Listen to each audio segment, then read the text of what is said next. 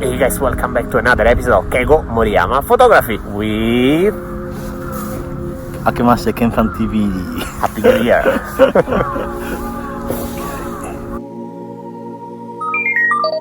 2 people で今日ワンパーソンだからね。2 people オンリーでビデオ撮影ケイゴの今日はなんか作ったやつのねビデオ撮影をするそうでチェキなんだ。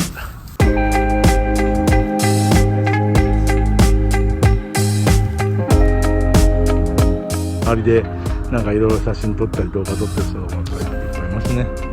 寒いからやっぱりちょっと夏に比べて人は少ないけど、こんな感じでワンパーソンの2ピープルの相方が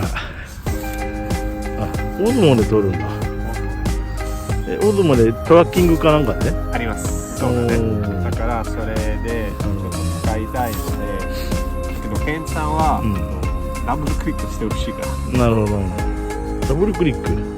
その僕の顔でダブルクリックすれば僕は出ますよ。ちょっと待って。これ画面の設定がさクリアになってるね。あれにした方がいいんじゃない？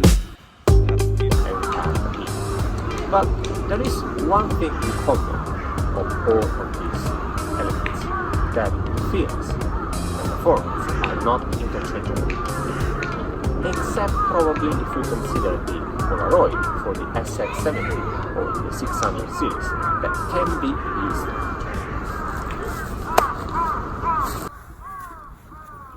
So, いつも通りの、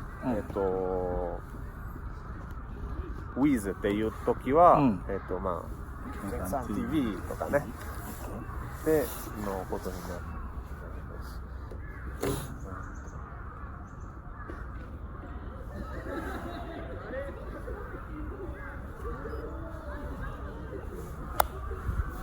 Hey guys, welcome back to another episode of Keigo Moriyama Photography. Today with Keigo TV.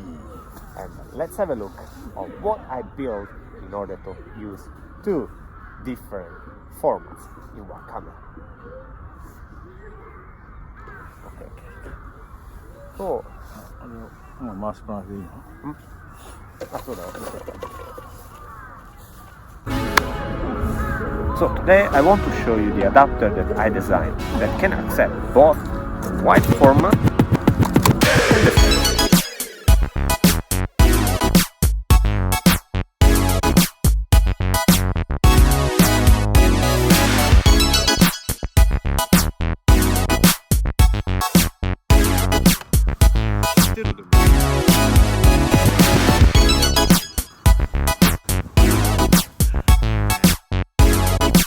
When we talk about instant cameras, that you can't interchange the format in between. Probably till now.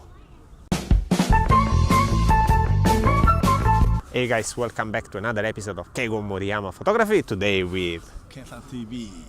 And let's have a look at what I built in order to use two different formats in one camera.